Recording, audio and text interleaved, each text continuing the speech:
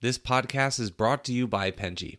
Penji is a creative subscription service that gives you access to pre-vetted, agency-trained creatives from all over the world. From graphic design to illustrations to social media management and web development, it's all included for one monthly price. It's time to say goodbye to the hassle of searching for top-notch creative talent. With Penji, you get quality and consistency delivered right to your inbox every day. Carefully crafted for you by humans, so meet your new creative team today. Head over to penji.co for more and enter the coupon code located within the podcast show notes. Hello, everyone, and welcome to the Fully Managed Podcast. Thank you, Geoff, for joining me. I really appreciate it. Hi, nice to meet you. Nice to meet you, everyone. Thank you.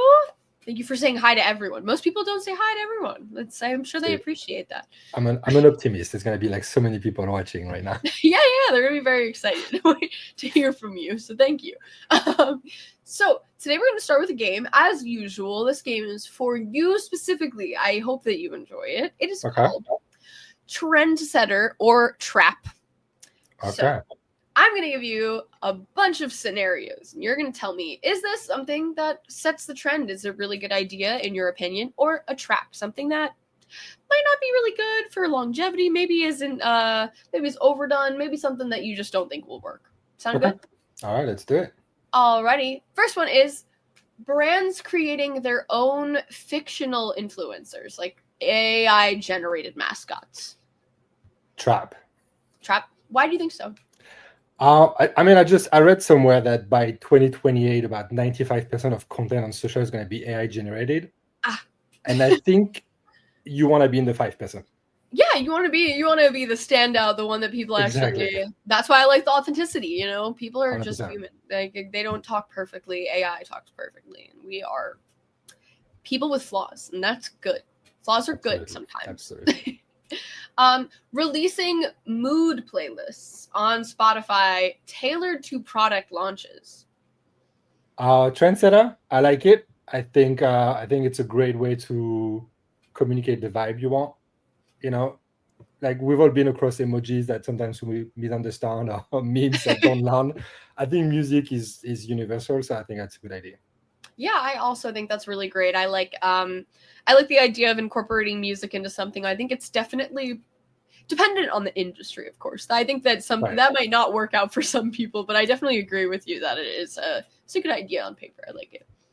Yeah, it's a few years ago, I don't know if you remember, Barilla did something. They did playlists that lasted as long as you needed to cook the pasta, and I thought that was amazing. I love that. No, I don't remember that. I wish I knew about that. I think that is a really good. They should do a lot more things like that. Right. Especially if it's a nice Italian playlist. That sounds really fun. Especially, I feel like I always think about pizzeria music as a genre. Like you go into a pizzeria and you think, this is what I want to listen to while my pasta cooks. Okay, letting fans vote live to change product packaging colors. This is a tough one. I think it's fun because anything that's community engagement is good. I've read too many stories about things going wrong. Live things are not always. So I'm gonna say trendsetter, but you have to be careful about what you're actually asking for. Yeah, maybe a private live event and one that isn't. Maybe you want to invite super fans and just them. Yeah. Yeah, I've also read a lot of studies and watched a lot of documentaries about things like that going incredibly wrong. So it's very. You should, if you don't know about it, you should look after for body butt mic face. What is that? Which was the Coast Guards in the UK that had live polling on social media about how to name their new bot, and body butt mic face won. I think that there was this. I believe it was McDonald's had a website in which you could create a burger based off of like their ingredients, and you could stack it or whatever, but then you could name it whatever you wanted. And that was where it kind of went wrong. I can see that. McDonald's is one of those that have done a lot of They're not scared. You gotta give it to them. They're not scared. No, no, they maintain that virality. I think it's great. Okay, I'll give you one more. I have so many, but I think that we're getting into conversation really well on these, so they're kind of fun. Corporate astrology content.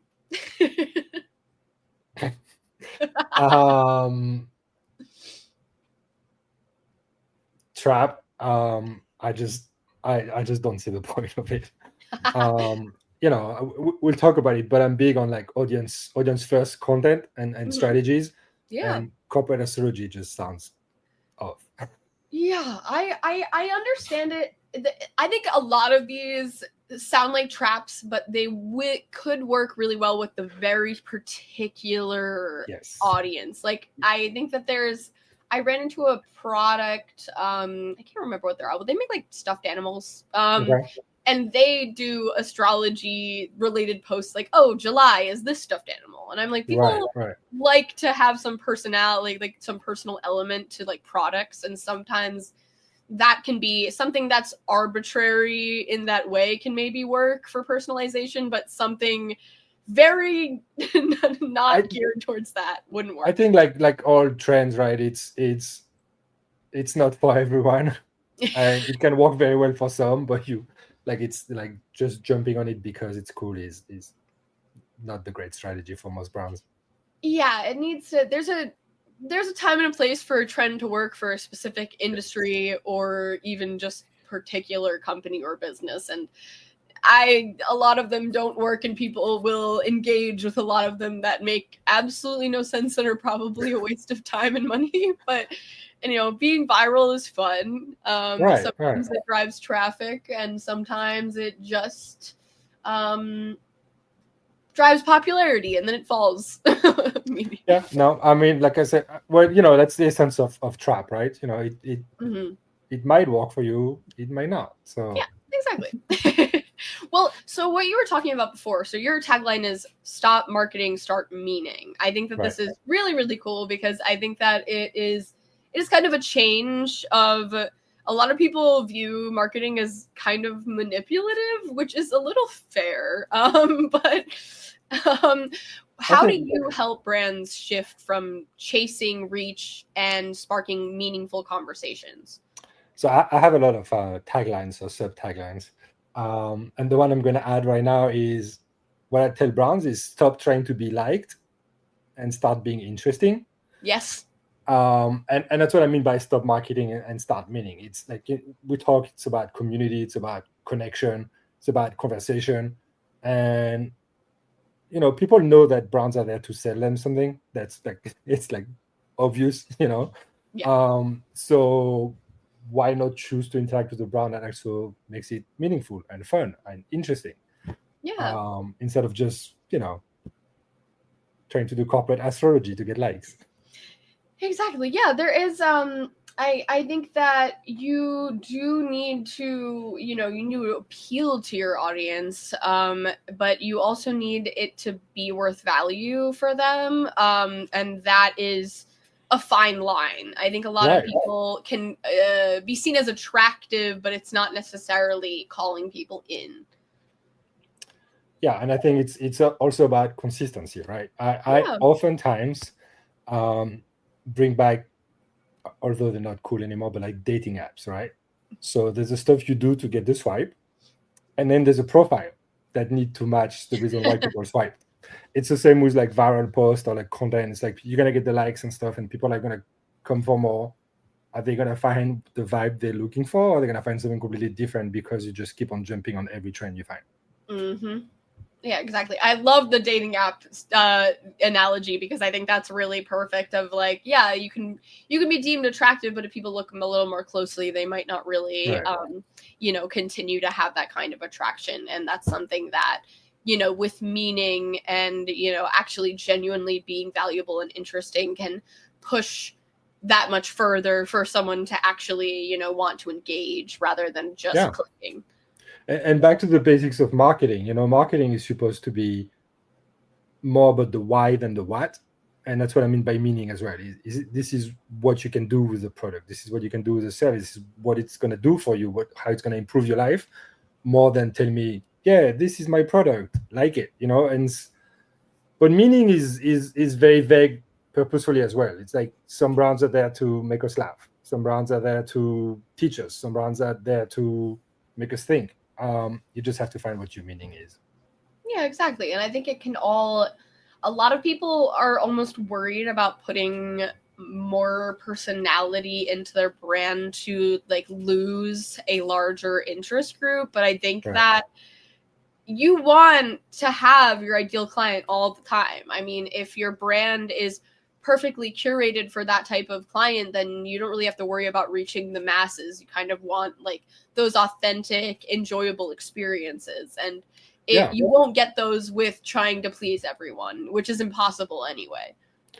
Yeah, and I think you should let your super fans do that for you. So, So you also emphasize audience first, not channel first. Can you talk about that a little bit more? Because like identifying communities that are kind of already buzzing and then deciding to jump in is definitely, I think, a little harder than, trying to maybe create it yourself. I mean, it all depends on the community, right? I've read a book recently called For the Culture, and the guy who wrote it talks about how he worked with Beyonce fans and how they tried to replicate the community, and that was near impossible because the community is so strong within the beehive that you just have to walk with it. But the benefits of creating your own community is kind of this, creative control that brands love so much. Yes. It's your community. You get to shape it. You get to see, but you have to get it right. So audience first means unless it's a brand new brand in a brand new world, in a brand new category, chances are people are already talking about it. So you need to go and find this conversation. You need to listen, learn what are they saying? How are they talking about the brand? What are they associating with? Who are they? What else are they interested in? And that's what I mean by audience first. It's not, don't forget about your brand. You're there to like talk about your brand and your products, but you need to do it in the way that they want to do it. Yeah, exactly. I think that's something that a lot of people don't consider in the space is that there might already be a space for this, and it's more ideal and makes more sense for you to incorporate yourself into that space if your audience is already there rather than try to create your own space. Of course, people, as you said, like their own space because they have more control over it. They're able to direct it a little better. But if you're trying to go against the grain and create your own space when there already is a warring space, so to speak, it doesn't really make sense to kind of do that. You can more, infiltrate that space, provide value in your own way, and then you kind of have this whole audience that's already interested in something that you're doing. And we're all overwhelmed, right? There's too many platforms, there's too many things to do, there's so much noise. So you need to think carefully if you're gonna add to that noise, what's meaningful, right? And sometimes it's taking it to a different platform because there's an audience there or maybe because you find it's gonna serve the audience better. Sometimes it's accepting to let go of control and join a random Facebook group that's already there and where you get to have more like effectiveness. Yeah. But it's making sure you don't make it more difficult for people. Yeah, exactly. It's not something that it doesn't make sense to be a pioneer if there's not a space for it. Like, I mean, right. It's just not it's not beneficial, and it takes too much time and effort and even money to try to carve out a space when you could just be utilizing something that already exists. And I think that that's something that people are really proud sometimes in what they have created, that they think that they can create this original space out of nothing, but that's not necessarily always true. And it's okay. I mean, it's okay to not necessarily be original. I mean, in the agency space, no one's really original. I mean, everyone steals from each other. Everyone has similar ideas and just packages it in different ways. And I mean, that's what marketing really is. And that's okay. It's just, you just need to provide value in a way in which this group understands, like this group wants and this group benefits from. and it's all in the nuances, you know. It's like just adapting it to their needs, their ways. But yeah, you don't need to create a new platform every time you have a new product. Yeah, exactly. It's not necessary, and it's a lot of work for maybe not an easier way would provide more value than the amount of effort that you'd put towards something like that. I am so sorry to interrupt. The background that you have on the TV is so cool. Is it a particular artist that you have featured on there? No, it's basically like Google Photos, but Mm-hmm. I just choose like street art. So it's like street art from all over the world, and they update it regularly. So I think like it's a cool background. It's a very interesting. I really like it. It's like people always like talk about it. It's almost distracting because I'm like rampant ADD, and I'm looking at it like, oh, this is so cool. But there's like it seems like there's a uniform of like a particular artist that is making like those people. Do you know what I'm talking? Right. Yeah. The caricatures of like I really like that. It reminds me of I'm so bad at remembering names of people. Oh, same. The artist that does like the stick figures, the very colorful stick figure. I'm so bad at the names of people. Right. Me too. So we're not gonna stop that. Right? Yeah, it's okay. We're really.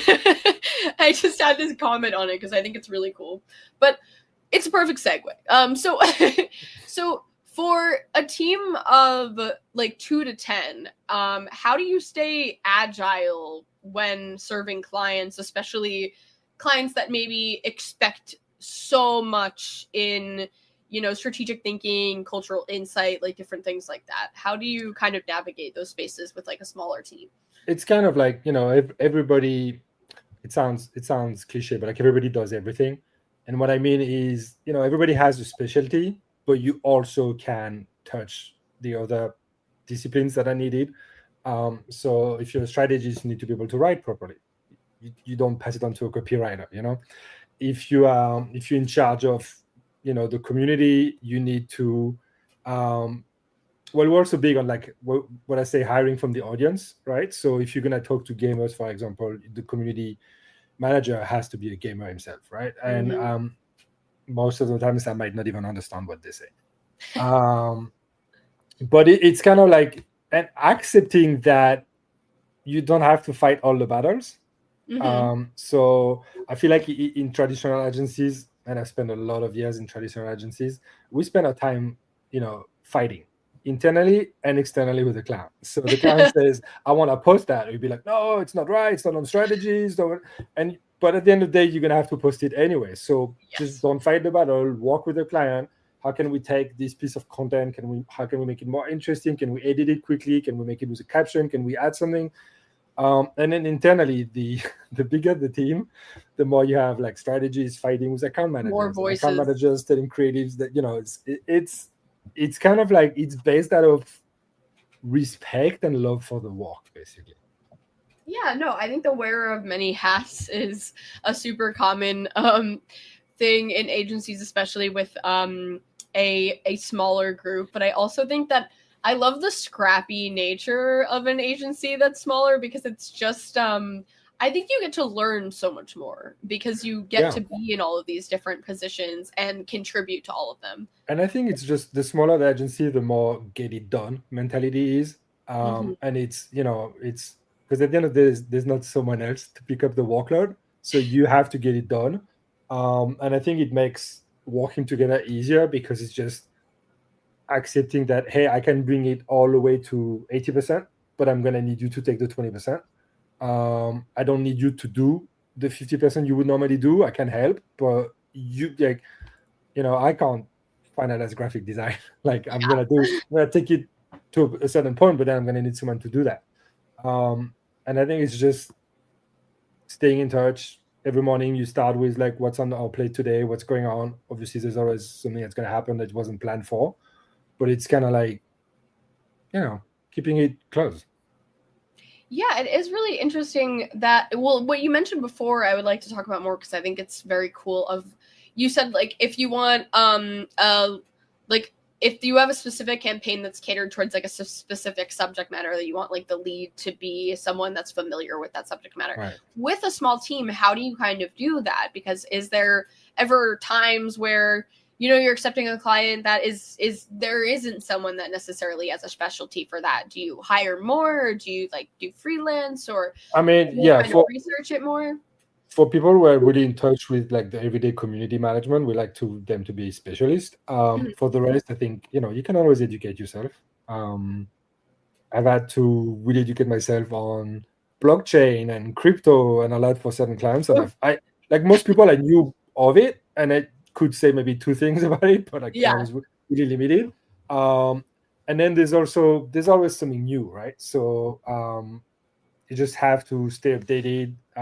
I spend a lot of time reading and writing online about what's happening, and it's just like keep on educating yourself, and be honest with the client about, hey, I know how to do the work, but I might not be as knowledgeable in your industry as you are. So can we just like spend the first few weeks together, but you teaching me? Again, I think that's something that most agencies kind of like refuse to do because it makes them look weak or whatever. But I think it's just like it's the basics to start and just admitting, you know, this stuff I don't know. No, I really appreciate that mentality, because I do agree that agencies kind of need to learn as much from their clients as their clients do from them, because every agency has to educate their clients to an extent. Like, I think unless they're working with a very large, high profile client that is so unbelievably familiar with the process, because they have to be. But there's a lot, I think more often than not, clients are coming to you not completely understanding the process, and they're asking you to do it for them because they don't understand how to do something themselves or whatever it may be. But I think that it's very important for you to meet them where they're at, and understanding that, you know, they might have a particular way of doing something or expectations that you might not understand. And that is a learning curve, especially if it's an industry that you're unfamiliar with. They're the experts on their industry, and you're, you know, there to learn from them as well. If you meet them thinking like a holier than thou kind of mentality of like, you know, better than them, then and they're well versed in their industry, then I mean, who are you? Right. And to your point, it's like you'll never fully understand what the internal expectations and objectives are. You only get to know what they tell you, right? So you need to be there, listen, question, become friends, and, you know, it's all about trust as well. Yeah, the more you're involved, I think the more that they do trust you, because the less conversations that you have, I think that there's this I think people think that you're being less transparent the less you speak to them. Of course, there's people that are completely absent and just want you to do things for them and, you know, see the results. But I think a lot of people just want to see what's going on, and the more conversations that you have with them, the more that they trust you to be, you know, telling them everything that's going on. And if there's a mistake or something that's unexpected, then you're clear about it and transparent. And I think that's really all people are looking for in an agency. I think being transparent is key. It's, you know, it's not always perfect. Sometimes you learn from, actually, most of the times you learn from mistakes, right? Yeah. Sometimes it's positive learning. Sometimes it's, well, you know, we should have done differently. Yeah. But I think it's, you know, we started a conversation about humans and flaws and all that, and I think that's what it is. And I actually think people on social usually respond very well to transparency and like, well, you know, we thought A, but that didn't happen, so let's go back to B. Yeah, exactly. It's okay to learn. I think it's also marketing is literally learning all the time, because you can have expected results and they might not be exactly what you're looking for. Like, there could be so much research behind something and it just doesn't work the way in which you're looking for, because it's kind of a gamble, I suppose. But there is, oops, sorry. And again, with the frequency now, the speed of social and the frequency of content, people forget and move on fast as well. So yes, it's okay. You know, it's like, you'll do better next time. Yeah, exactly. Well, like, speaking of influence and content, you specifically talk about how influence is more about taste than followers, which I think is kind of interesting. What does a high taste, low follower creator engagement look like in practice? I mean, engagement rate always needs to be high, right? You don't want people who just post something and no one's gonna see or react to it. Of course. What I mean by taste, it's going back to, and yes, I am that old, before social media and what we call opinion leaders, right? It's people who are educated, who know what they're talking about, and they do have an influence on people, even if it's not in the millions. And that's fine, because to just what we said before, if you can influence the super fans, then they'll do the job for you. They'll talk to more people. So I think it's better. And again, it depends on what the brand is, what the industry is. Sometimes it's such a commodity, then getting millions and millions to see it is the right way. But it's like, if I wanted to sell wine, for example, do I go with someone who has millions of followers and is in, the cool person in the know, in the culture? Or do I go to someone who has 10,000 followers and has been talking about wine for the last 5 years and is extremely renowned in the industry? Ideally, it's always a mix of both. But I think more and more, and the big influencers are getting thirsty. Yeah. And I can think of different examples of brands who worked with micro influencers, and because the micro influencers were all promoting the same product, the big influencers in the category was like, oh, wait, I need to be part of that.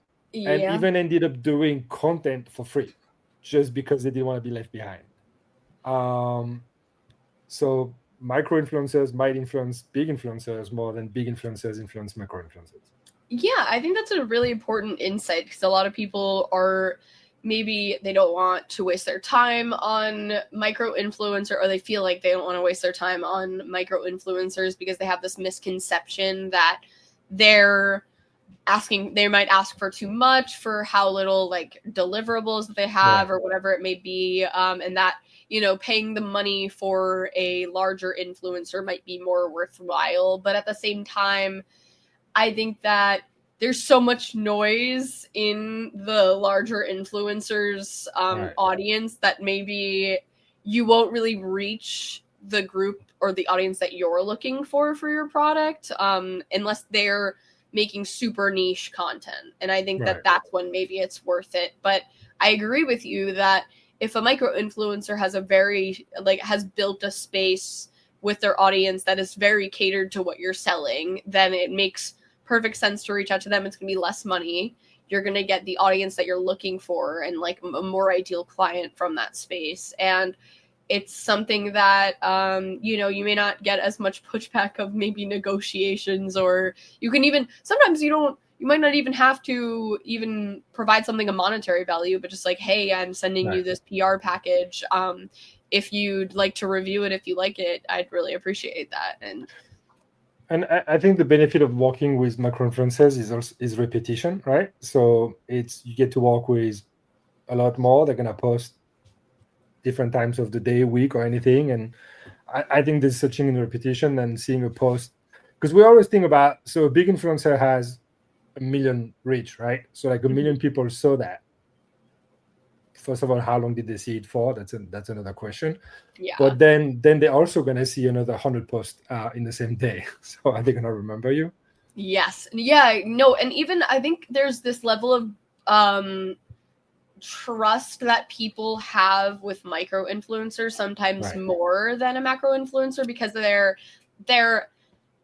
have more to lose if they're lying, so to speak, if that makes sense. Like if a micro influencer is reviewing a product and saying how it's so good, and their audience goes and buys that product and they all hate it, there you go, you lose all of the maybe minimal money in which you were making. Whereas macro influencer can do that, and maybe they get canceled if it's really, really bad, but a lot of times people just move on, and maybe even if they do lose a chunk of their following because it's so large, it doesn't really matter much in the grand scheme of things. And I think that's something that people don't consider with influencers a lot, is like, if your product truly has to be good for a micro influencer sometimes to even promote it on their channel at all, especially if their audience is very loyal to them. Yeah. It's in the past, you used to have, how do you call it, these like Tupperware meetings that you would organize at home, like a long time ago. And that was someone with their like neighbors, their friends, right? You just don't mess with your friends and neighbors. Yeah, you're not gonna ask If them to some do this. big celebrity of the time would just say like, hey, go buy some Tupperware, I don't think people would do it. Yeah, Tupperware is like a big case study. I think that's really funny, is like the idea that something became so popular just because of word of mouth in this sort of way, like community based spaces. And I think that that's something that's can kind of be done. I think that for media, a lot of people don't consider these to be like communities because they're not physical necessarily, but they still are niche spaces in which people have similar ideologies or similar likes and dislikes and hobbies and whatever it may be. And those spaces are great to tap into because they're very similar in style to maybe even like local based marketing. It's just, you know, you're tapping into a space online rather than physically. Absolutely. It's very different. I'm always shocked as why Nextdoor is so underutilized. Yeah, it is. It's something that I completely agree. It is underutilized. It's something that people really need to consider more. I think it's just maybe a misunderstanding or misconception of like how it works. Maybe a branding issue as well. Yeah. So kind of closing off, I'd really like to, this is something that I really enjoy talking about with people is, and maybe it shows some favoritism, I don't know. But what is a campaign recently that you worked on that made you really excited? And could you tell us about it a little bit? I know maybe for a client secrecy, maybe you can't tell me too much, but something that you can kind of talk about, maybe your favorite part of the process. Right. Well, I'm I started my career as a creative, but I've been a strategist for a long time. So, I get excited with good strategy and good approaches, perhaps more than good creative.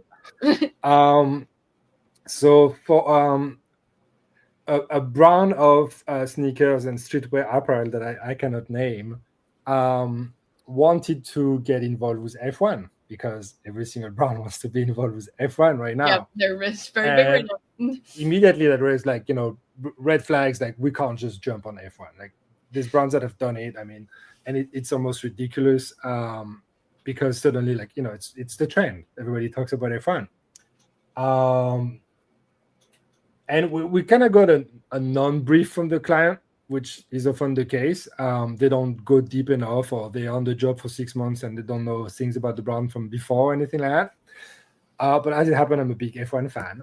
And I was watching a lot of F1 back in the day before it was cool when I was in Europe.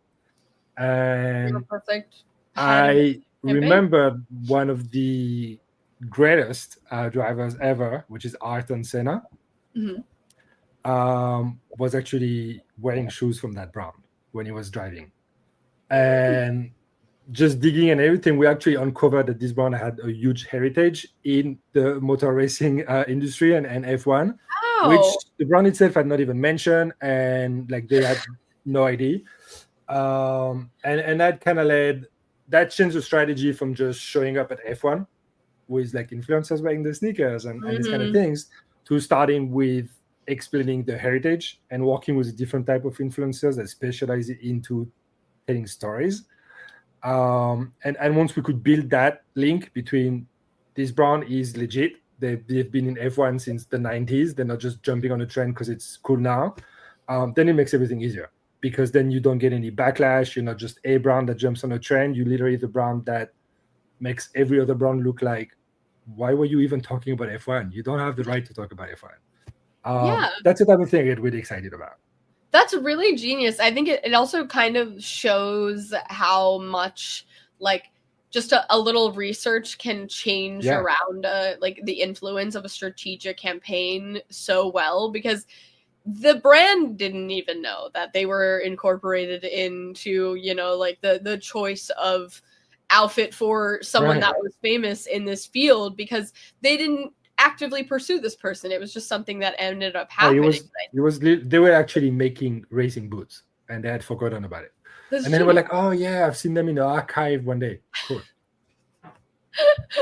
But that's genius to just play on, of the idea that this is already something that has been incorporated into the space. We just have to kind of shine light on it and then build off of that, which makes the campaign so much easier, instead of just, it's exactly what we were talking about earlier of like, there's a space that already exists, and kind of, they were already in that space and had no idea. And it's, instead of carving your way into a space, which may take time, and, a lot of very small things more subliminally that maybe make people more accepting of you in that space. But, outside of that, that's something really difficult to do. So it's amazing that you were able to, figure out that was something that was historically kind of incorporated. I think it's always about keeping an open mind, and just, the whole, there's no wrong ideas. Just throw everything you can think of and something's going to hit. I think that's a beautiful note to end on, because it's very wholesome and it is great advice. So awesome. And we're also over time, so this is perfect. But I really appreciate you joining me today. This was absolutely a pleasure. I had a lot of fun. Thank you for being a good sport with my game. That was a good game. Thank you. I appreciate it. I love having fun. But I thought this was great, and I really appreciate all the insights that you contributed for our audience. Thank you guys for watching. I hope that you got as much out of this as I did. My selfish way of getting out of this podcast is that I get to learn from it all the time, so I appreciate it. You've been listening to Fully Managed, brought to you by Penji. Check out the show notes to learn more about today's guest, and to learn more about Penji, the human-first creative subscription service, head over to penji.co. And by the way, if you're still listening, it would mean the absolute world to us if you were to share this podcast with a friend, and of course, subscribe.